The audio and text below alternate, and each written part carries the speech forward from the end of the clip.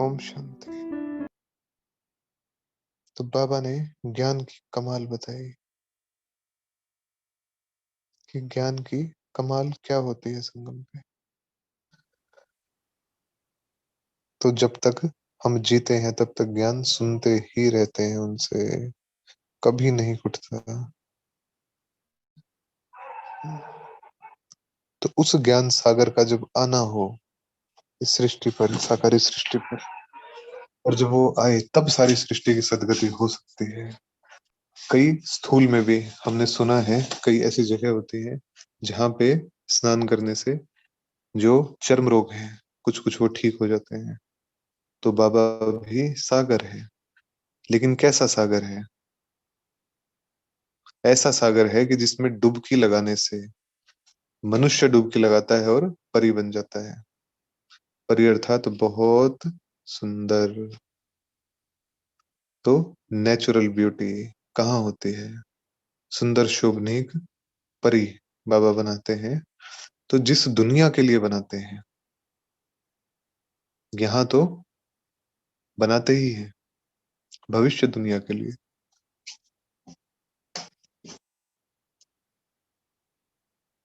तो वहां पे क्या होता है? नेचुरल ब्यूटी होती है। यहाँ पे तो स्थूल श्रृंगार बहुत है, लेकिन यहाँ की आर्टिफिशियल ब्यूटी फिर से कॉन्ट्रास्ट, नई दुनिया और पुरानी दुनिया का। पुरानी दुनिया में आर्टिफिशियल ब्यूटी है, लेकिन नई दुनिया में नेचुरल ब्यूटी है। क्यों? क्योंकि तत्व सतो प्रधान है, यहाँ का तत्व तमो प्रधान है।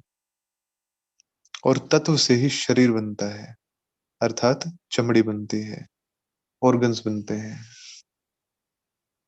और वैसे अगर इसकी साइंस में जाएं, अगर साइंस भी नहीं कहेंगे, अगर इसकी इस रचना की गहराई में जाएं, तो जो सूक्ष्म शरीर होता है हमारा, उस सूक्ष्म शरीर में हमारे कर्म, संकल्प, बोल और भावनाएं, उसकी एनर्जी मौजूद होती है। उससे सूक्ष्म शरीर बनता है। इन सभी की ऊर्जाओं से, संकल्प की, बोल की, कर्म की, इन सभी की ऊर्जाओं से वो शरीर बनता है। जो भावनाएं हम लेके चलते हैं अपने मन में, उनसे वो सूक्ष्म शरीर बनता है। तो जैसा वो सूक्ष्म शरीर, और जब वो गर्भ में प्रवेश करता है, जब आत्मा गर्भ में सूक्ष्म शरीर सहित प्रवेश करती है, तब जैसी उस सूक्ष्म शरीर की एनर्जी, यदि पूरा लाइट का, तो कंप्लीट डीएनए का मैसेज जाता है ऑटोमेटिकली। तो भ्रूण एक लोथड़ा है, लोथड़े की शेप में होता है, एक थक्का जैसे होता है मिट्टी का, इस शेप में भ्रूण होता है। और जैसे ही आत्मा प्रवेश करती है तो उसके नए नक्श बनने लगते हैं, उसकी चमड़ी तैयार होने लगती है, अंदर के सभी ऑर्गन्स बनने लगते हैं। तो वो सूक्ष्म शरीर के आधार पे डीएनए को मैसेज जाता है, और फिर डीएनए बनता है 8 फाइबर का, 5 फाइबर का, 9 फाइबर का, और मैक्सिमम 12 फाइबर का, जो कि देवताओं का होता है। तो कंप्लीट डीएनए कब होगा? देवताएं ही क्यों कंचन काया के अधिकारी हैं, उन्हीं को क्यों वो मिलता है? क्योंकि संगम पर हम वैसा सूक्ष्म शरीर, बिल्कुल लाइट का, उसमें एक पॉइंट भी, पेन की जो निब की पॉइंट होती है उतना भी डार्कनेस नहीं होती, डार्क एनर्जी नहीं होती, सब कुछ लाइट। और जब लाइट है तो कंप्लीट डीएनए है देवताओं का, और मनुष्यों का इनकम्प्लीट डीएनए है, डिस्टोर्टेड है, बिखरा हुआ है, अपूर्ण है।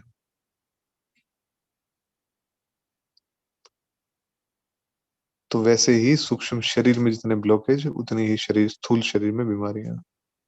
तो अपने ही कर्मों का होता है हम सभी के साथ सब कुछ, किसी और का कुछ नहीं होता। कुछ पार्ट होते हैं जो जुड़े होते हैं। तो बाबा ने क्या कहा कि तत्व भी सतो प्रधान है वहां।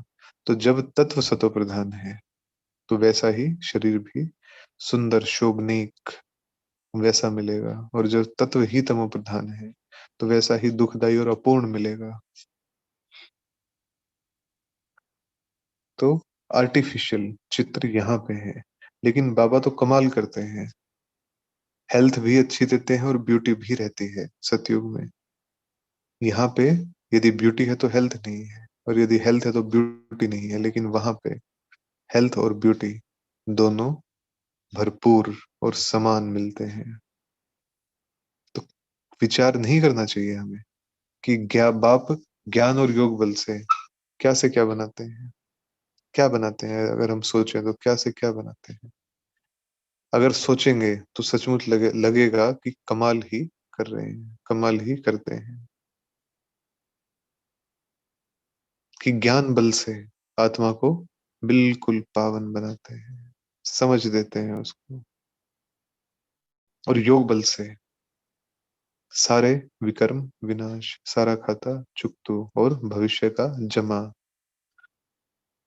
तो तत्व भी प्योर होते हैं। और जब प्योर तत्व है, जिन तत्वों से देह बनती है, पांचों तत्वों से, तो उसका डायरेक्ट प्रभाव भी होता है तत्वों का शरीर पर।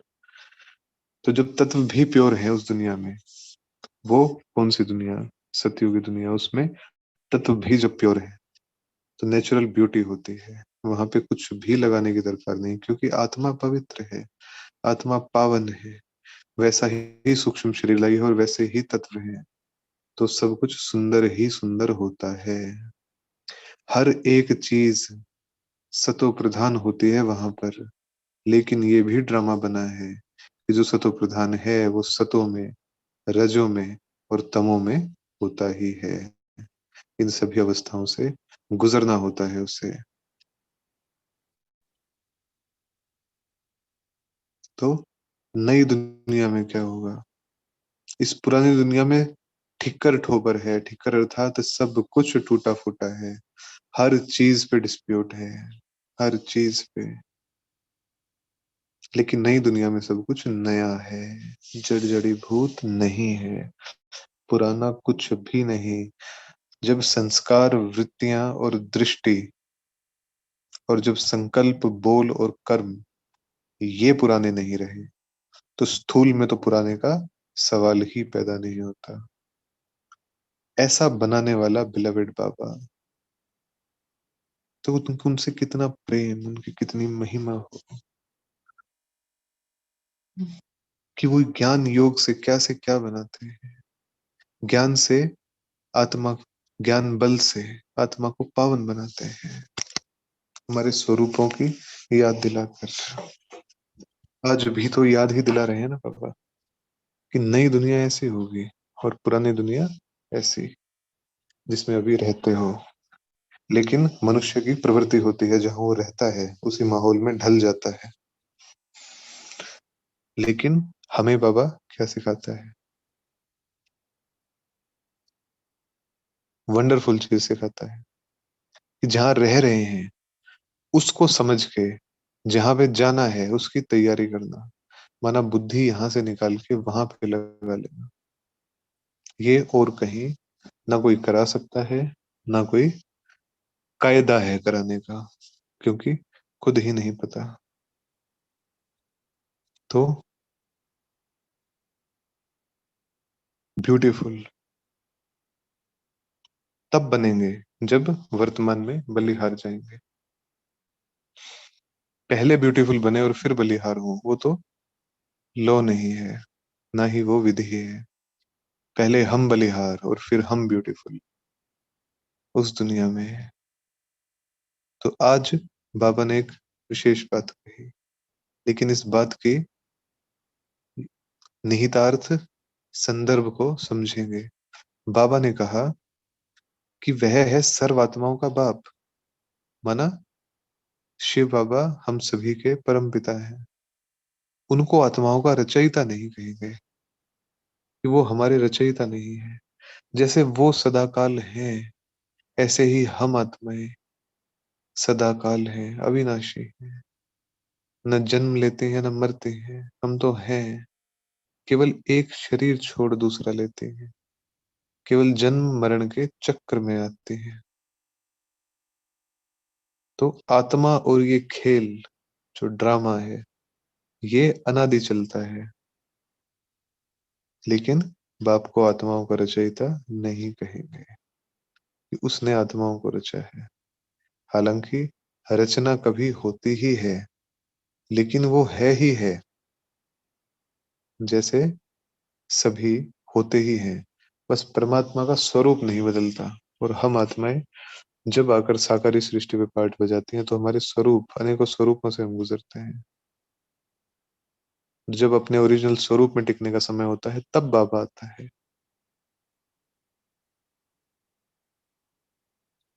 तो इसकी गहराई को समझना है कि जैसे वो सदाशिव है, वो सदा है, ऐसे ही हम आत्माएँ भी सदा हैं।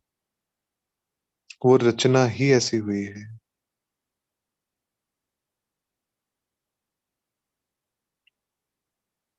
तो वो बैठ के रचते हैं बार-बार, ऐसा नहीं।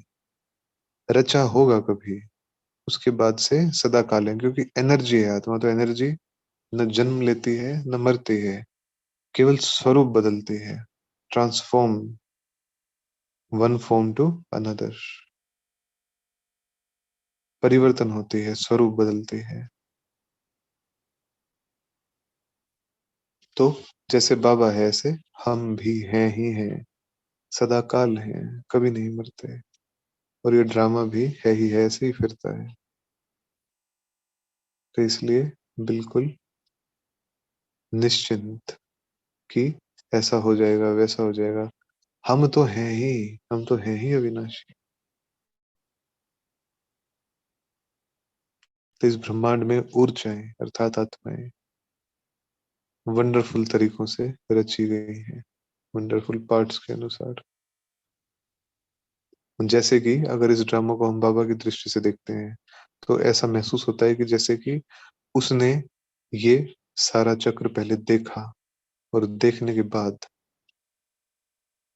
फिर बुद्धि से देखने के बाद, और फिर जिन जिन पार्ट्स की आवश्यकता लगी, वो पार्ट भी रचे, अलग अलग वैरायटी पार्ट। उनकी नोंद क्रिएट हुई ड्रामा के अंदर कि वो किसी भी लक्ष्य को, किसी भी ध्येय को पूरा करें। तो बाबा ने कहा, आत्मा और खेल तो अनादि है। तो इस समय पे जो ये पुरानी पतित दुनिया है, इसको नया बनाते हैं। शरीर विनाशी है, आत्मा अविनाशी है। तो आत्मा की संकल्प भी अविनाशी हुए, आत्मा की भावनाएं भी अविनाशी हुई। उनका हार्ड मास के पुतलों से कोई लेना देना नहीं है, वो तो सदा काल है। तो इसलिए इसमें पुरुषार्थ की भी जरूरत नहीं है, वो तो सदा काल है। हम आत्माएं अविनाशी हैं, सदा है, तो भावनाएं भी सदा है। तो इस दुनिया में आयु कितनी है? अकाली मृत्यु है, लेकिन वहां की एवरेज आयु रहती है 150 वर्ष। तो यहाँ तो कोई की 1 वर्ष भी आयु रहती है, इतना फर्क है। लेकिन वहां पे ऐसा नहीं होता, वहां पे बेकायदे कोई भी चीज नहीं चलती, कायदे अनुसार चलता है सब कुछ। तो शिव शक्ति सेना, हम शिव शक्ति सेना बाप के मददगार हैं। कैसे मददगार हैं? पवित्र गृहस्थ आश्रम धर्मी बनाते हैं। सतयुग को बाबा पवित्र प्रवृत्ति मार्ग भी कहते हैं, कि वो गृहस्थ वहां भी होती है। ऐसा नहीं है कि वहां पे अकेले होते हैं, गृहस्थ होती है, लेकिन वो गृहस्थ संपूर्ण पावन सतो प्रधान होती है, सुख देने वाली होती है, गहराई वाली होती है, अपनेपन वाली होती है। वहां पे द्वैत भाव नहीं होता कि कुछ आत्माएं मिल के पाठ बजा रही है, वहां पे एकता का भाव होता है कि हम सभी साथ में। तो पवित्र गृहस्थ आश्रम धर्मी बनाते हैं। गृहस्थ आश्रम पवित्र, आश्रम माना ही पवित्र। लेकिन सन्यासी इन बातों को जानते नहीं कि आश्रम अर्थात क्या। आश्रम माना पवित्र, पवित्र आत्माओं के रहने का स्थान, वो आश्रम।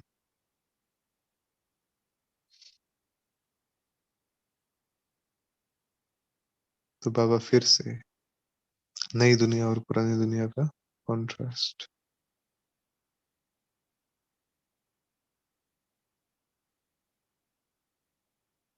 कि यहाँ पर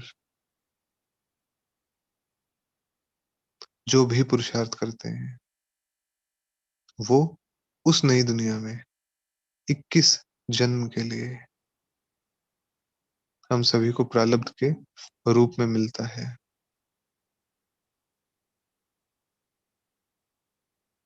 तो अभी कितना कितनी दयनीय स्थिति है संसार की, कितनी दयनीय स्थिति है। तो वहां की जो रस्म रिवाज है और यहाँ की रस्म रिवाज, उसमें दिन रात का अंतर है। वर्तमान में यदि हम देखें किसी भी कर्म बंधन के हिसाब से, किसी भी स्वयं के कार्मिक अकाउंट के हिसाब से, लेकिन आत्माएं फंसती जा रही हैं जैसे उस दलदल में। और कई आत्माएं ऐसी भी होती हैं जो नहीं चाहती लेकिन फंसती जाती हैं। अर्थात कई आत्माएं बहुत पावन संस्कारों की होती हैं, लेकिन उनका कार्मिक अकाउंट कुछ ऐसा होता है कि वो फंसती हैं ऐसी आत्माओं के बीच में।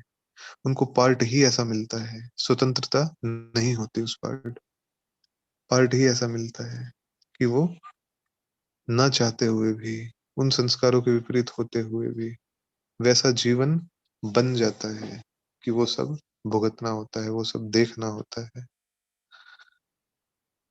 तो बाबा ने यही बताया कि बाप ने कुमारियों को अपना बनाया है,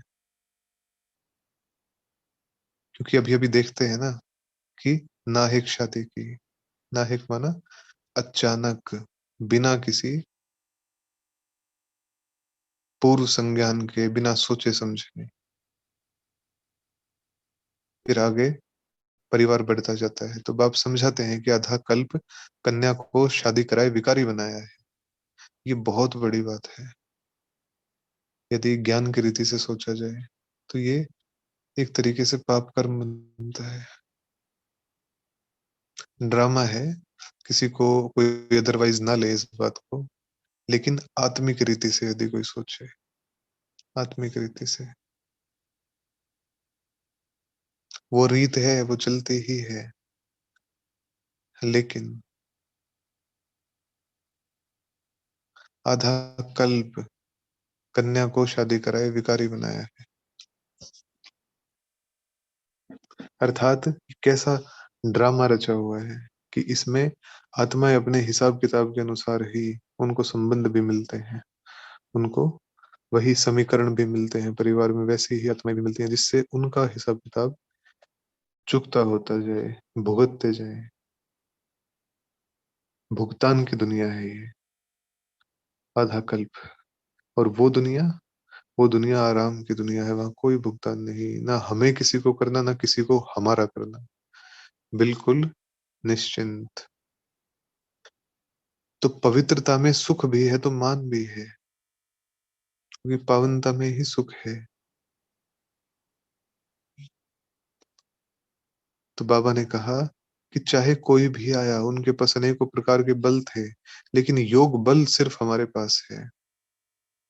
उन्हों का तो योग तत्व से है, सन्यासियों की बात हो रही है, उन्हों का तो योग तत्व से है।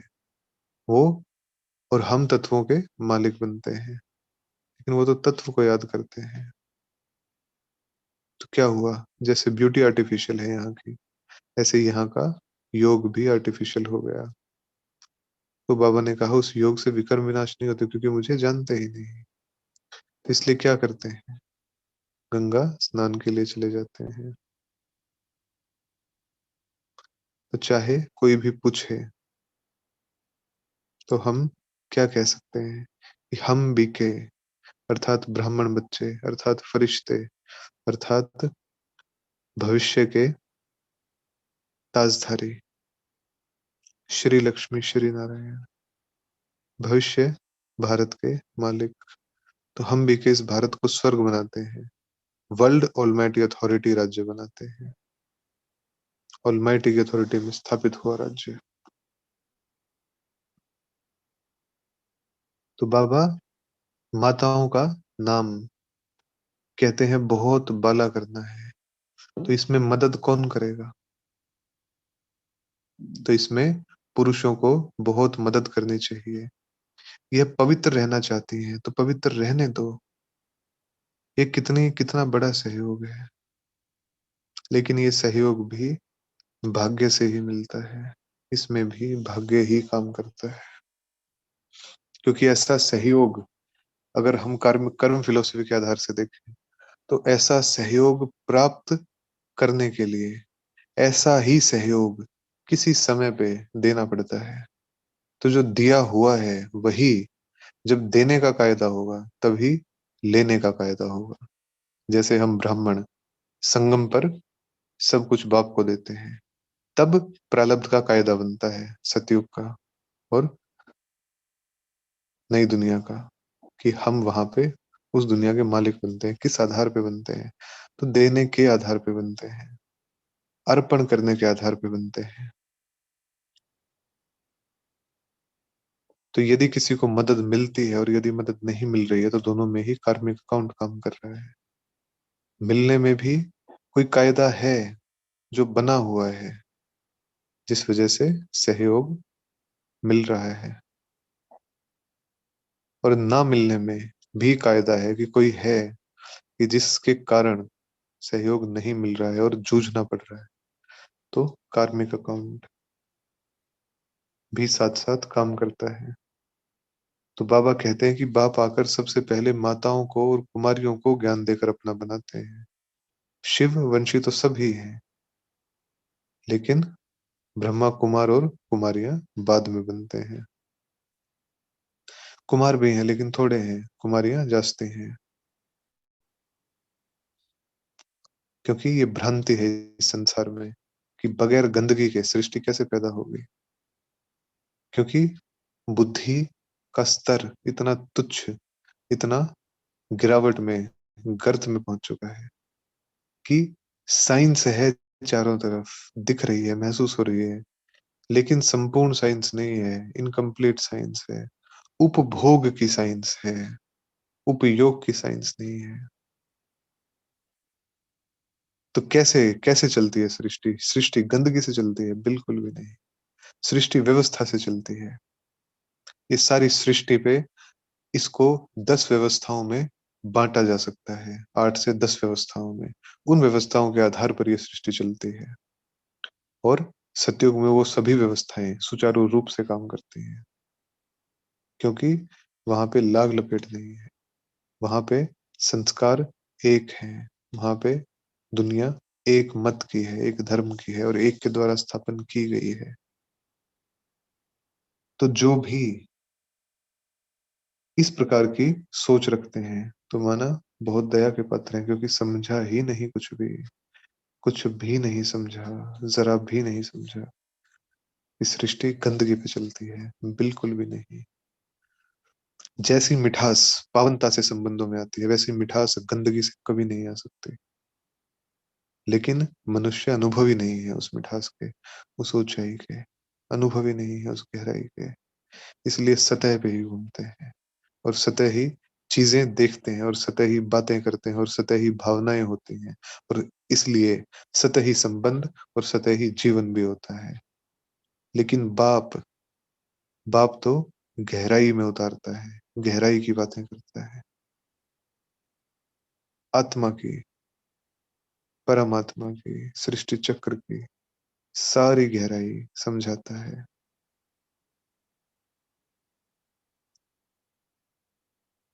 तो स्वर्ग अर्थात शिवालय, और बेहद का शिवालय अर्थात शिव का घर। बेहद की दुनिया शिवालय बन जाती है, अर्थात जिसमें कोई हदें नहीं रह जाती। ऐसा नहीं कि खंड जो है धरती बड़ी हो जाएगी, नहीं, लेकिन यहीं पे ही हदें समाप्त हो जाएंगी, तो बेहद की दुनिया। तो शक्तियों की मेजोरिटी है, कन्याएं जास्ती हैं, और शिव बाबा उन्हें अपना बनाते हैं। तो मेजोरिटी शक्तियों की होने के कारण शक्ति सेना का नाम बाला है। शक्ति सेना का गायन है, शिव शक्ति पांडव सेना।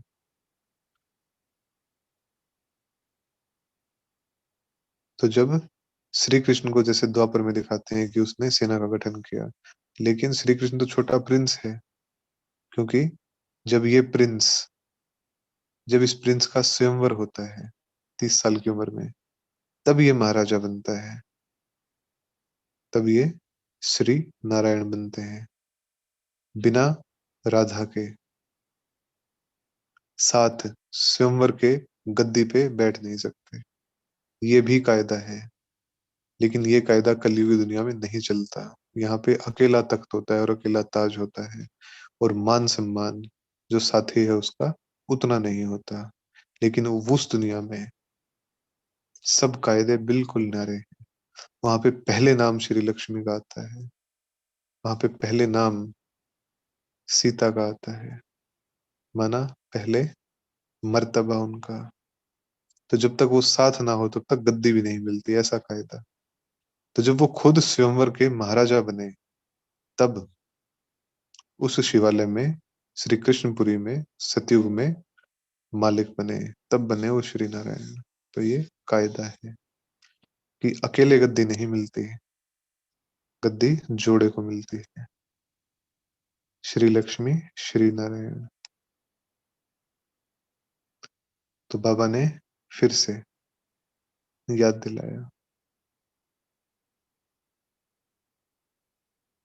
कि ज्ञान सागर है सामने, आनंद का सागर है सामने, शांति का सागर है सामने, और इस दुनिया में कुछ भी नहीं, न प्यार है न सार है, लेकिन बाबा, बाबा में सब कुछ है। और वो सामने है, और वो हमें स्वर्ग का मालिक खुद नहीं बनते, हमें बनाते हैं। स्वर्ग की सौगात बच्चों के लिए बाप ले आते हैं, स्वर्ग की सौगात लाते हैं, ऐसा बनाते हैं, उस दुनिया में ले जाते हैं। कोई भी ऐसी मुरली नहीं जाती जिसमें बाबा ये याद ना दिलाता हो, क्या बनाता हूँ, क्या बनाता हूँ। स्वर्ग की सौगात लाए हैं, खुद नहीं बनते, लेकिन बच्चों को बनाते हैं, स्वर्ग की सौगात देते हैं। स्वर्ग के सौगात की चाबी किसको दी है? इतना वंडरफुल, इतना सुंदर कि यदि दुनिया वाले सुन लें इसको तो खुद पे घिन आ जाए उन्हें। स्वर्ग की सौगात की चाबी दी है कन्याओं को। तो ऐसा बाप स्वर्ग की सौगात की चाबी कन्याओं को दी है। कन्याएं भारत को स्वर्ग बनाती हैं, अर्थात शक्तियां, शक्तियां भारत को स्वर्ग बनाती हैं। तो हम भी शक्ति, इसमें जेंडर की कोई बात नहीं होती। हम भी शक्ति, हम भी शिव शक्ति। तो हम शक्तियों को ही चाबी मिलती है स्वर्ग की सौगात की, और हम शक्तियां ही भारत को स्वर्ग बनाती।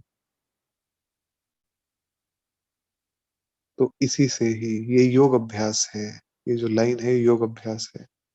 तो हम सभी पहले होमवर्क लेते थे, बीच में हमने बंद कर दिया, तो आज से फिर लेंगे। तो हमारा होमवर्क यही है कि कल का पूरा दिन अमृत वेले से और शाम तक बार बार ये अभ्यास करेंगे हम, कि जैसे सूक्ष्म लोक में बाबा के सामने बैठे।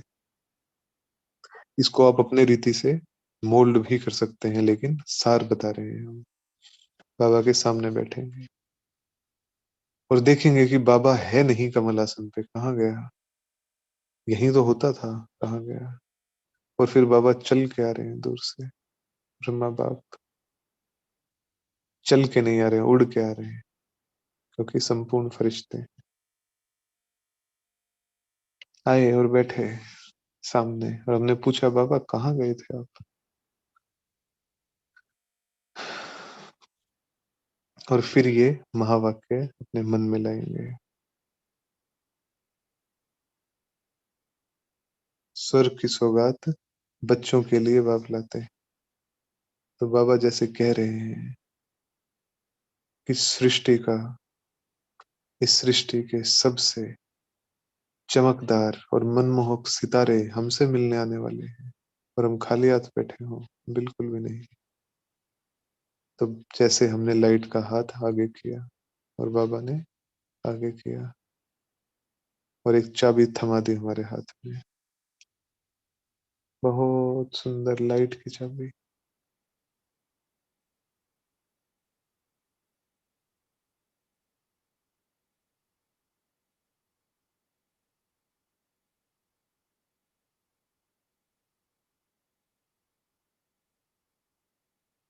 इस चाबी को महसूस करेंगे, ये जिम्मेदारी है, वर्तमान की जिम्मेदारी और भविष्य की प्रारब्ध।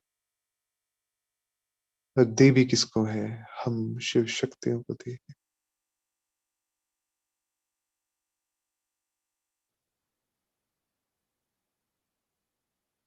हम ही भारत को स्वर्ग बनाते हैं। तो जब बाप आता है तो कितनी बड़ी सौगात लाता है, कितनी बड़ी सौगात। विश्व परिवर्तन की, नई दुनिया की सौगात लाता है।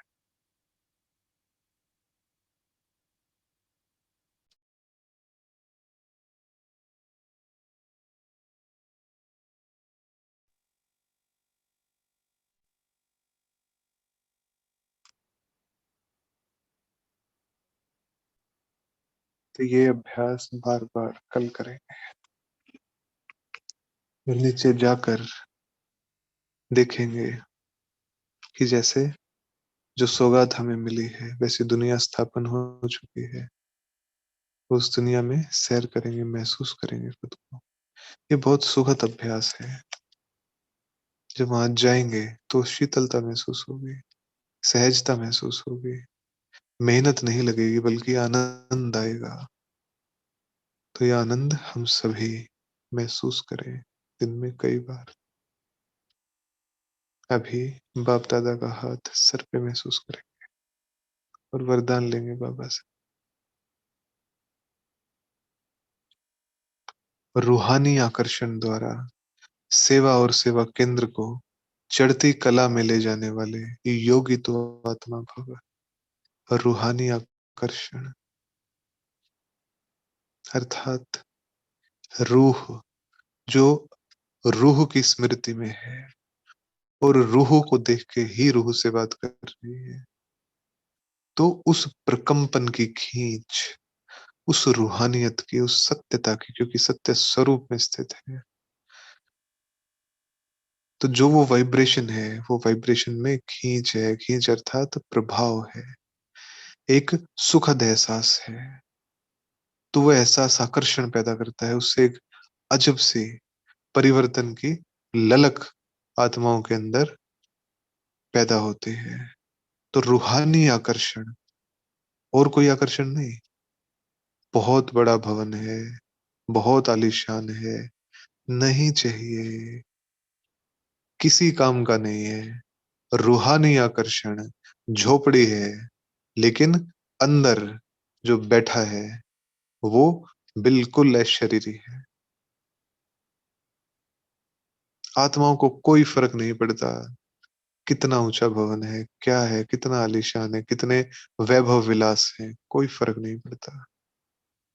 प्रकंपन कैसा है, वाइब्रेशन कैसा है, मिल क्या रहा है, शक्ति कितनी है। तो रूहानी आकर्षण। ब्रह्मा बाप बैठता था ना, झोपड़ी में बैठता था, और वो झोपड़ी ही आज विश्व में ब्राह्मणों के लिए सबसे ज्यादा पूजनीय है, और आगे सारे विश्व के लिए भी पूजनीय होगी। तो झोपड़ी को ही उसने क्या बना दिया? तीर्थ स्थल बना दिया। कैसे बना दिया? रूहानी आकर्षण से बना दिया। तो रूहानी आकर्षण द्वारा सेवा और सेवा केंद्र को चढ़ती कला में ले जाने वाले योगी तो आत्मा भव। जो योगी तो आत्माएं रूहानियत में रहती हैं, उनकी रूहानी आकर्षण सेवा और सेवा केंद्र को चढ़ती कला में ले जाती है। अर्थात जो रूह ही समझ के, रूह ही देख के और रूह से ही बात करती है। रूहानियत, रूह की नियत, रूह की स्मृति, योग युक्त हो रूहानियत से आत्माओं का आवाहन करने से जिज्ञासु स्वतः बढ़ते हैं। आ जाओ प्यारे बच्चों, हम आपके लिए हैं। हमें आपके पूर्वजों को यहाँ पर आपकी सेवा के लिए भेजा गया है। आइए, मन ही मन आवाहन करें उनका। तो जिज्ञासु स्वतः बढ़ते हैं। इसके लिए क्या चाहिए? ये तो हो जाएगा, लेकिन चाहिए क्या? मन सदा हल्का, किसी प्रकार का बोझ नहीं, कोई फर्क नहीं पड़ता, बिल्कुल बेफिक्र। दिल साफ, मुराद हासिल। साफ दिल के साथ करो। कुछ दिन पहले बाबा ने क्या कहा था कि वो, अर्थात सन्यासी ऐसा समझते हैं कि ये निकले तो पैसा मिलेगा, और हम क्या समझते हैं कि ये निकले तो इनकी जीवन परिवर्तन हो जाएगी, इनका कल्याण हो जाएगा। लेकिन वर्तमान में होता क्या है? जो भी होता है बाप जानता है, लेकिन दिल साफ, साफ दिल के साथ करें कुछ भी। यदि बहुत भारी प्राप्ति भी सामने खड़ी है, तो भी उस प्रति भी कर्म करने से पहले अंदर में साफ करें इसको कि नहीं चाहिए, ये प्राप्ति नहीं चाहिए। इसको ध्यान में रखते हुए हम कर्म नहीं करेंगे। क्योंकि क्या हुआ, ये सौदागर के साथ तुच्छ सौदा हुआ। सौदागर के सामने हमने तुच्छ हरकत कर दी, तुच्छ सौदा हुआ ये, कि हम प्रेम भी करेंगे, लेकिन सामने कुछ दिख रहा है, वो देख के करेंगे? नहीं, बिल्कुल भी नहीं। अगर दिख भी रहा है, नहीं चाहिए, क्योंकि मिलावट होती है मन में, मिलावट नहीं चाहिए। करेंगे क्योंकि हमें करना है, करेंगे क्योंकि यही नेचर है हमारी भी, और इस ईश्वरीय संबंध की भी। सब कुछ लुटा देंगे, लेकिन चाहिए कुछ भी नहीं। क्योंकि जहां पे चाहना पैदा हो गई, वहां पे संबंध में मिलावट हो गई, चाहना नहीं। तो दिल साफ, बिल्कुल साफ दिल, कुछ भी नहीं चाहिए। करना है क्योंकि फर्ज है, करना है क्योंकि जिम्मेदारी है, करना है क्योंकि हमारा कार्य है। बस ये बात हर जगह लागू होती है, लौकिक में भी, अलौकिक में भी, सेवा केंद्रों पे भी, हर जगह लागू होती है, संबंधों में भी लागू होती है। कुछ भी करना है, लेकिन मन में ये रख के नहीं करना, किसी के लिए भी करना है ये रख के नहीं करना कभी भी। क्योंकि उस कर्म में फिर पूर्णता नहीं है, उस कर्म में वो स्वाद नहीं आएगा, वो मिठास नहीं आएगी। उस कर्म में कहीं ना कहीं हल्की सी दुर्गंध की मार्जिन छूट गई, वो नहीं छोड़नी। कुछ भी नहीं चाहिए, कुछ भी नहीं चाहिए, केवल करना है क्योंकि हमारा फर्ज है, बस, और कुछ भी नहीं चाहिए। तो दिल साफ, मुराद हासिल करते रहो, तो प्राप्तियां आपके सामने स्वतः आएंगी। अधिकार ही आप लोगों का है। सोच के करेंगे तो अधिकार मिला भी तो भी निरस्ता रहेगी, लेकिन यदि सौंप के किया, सोच के नहीं सौंप के किया, तो सौंप के करेंगे तो क्या होगा? अधिकार तो हमारा ही है, मिलना हमें ही है, लेकिन दिल साफ हो जाएगी। ओम शांति। तो सभी साथी अपना होमवर्क याद रखेंगे। स्वर्ग की सौगात बाबा हम शिव शक्तियों के हाथ में चाबी के रूप में रखे गए हैं। तो उस सौगात को भी याद करेंगे, उस दुनिया को भी याद करेंगे, और वहां की महसूसता को बढ़ाएंगे, लेंगे बार बार। तो जब ये पूरा हो जाएगा, एक सप्ताह, जब संडे को हम फिर से मिलेंगे और स्वर्ग पे चर्चा होगी, तो आप सभी से अनुभव भी पूछा जाएगा कि स्वर्ग का चित्रण, अभ्यास, दर्शन करने के बाद से क्या परिवर्तन महसूस हुआ खुद। ओम शांति।